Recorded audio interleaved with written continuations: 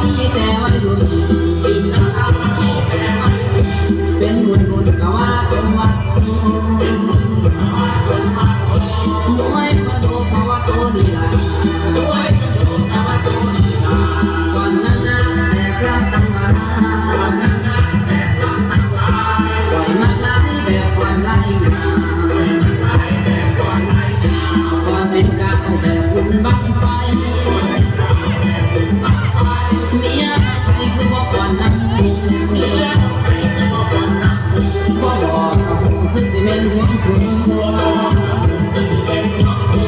บางคนหัวบางคนเมาแล้วบางไฟใหญ่เพิ่นตูดตอนฟ้าเอาเหล้ามาย้ายกินกัน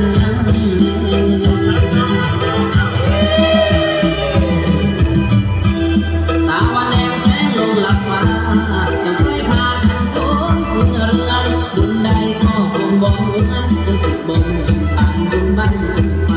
พี่น้องบ้านบ้านตายนำห้อยไฟลงสู่ผู้แซวพี่น้องบ้านบ้านตายนำห้อยไฟลงสู่ผู้แซ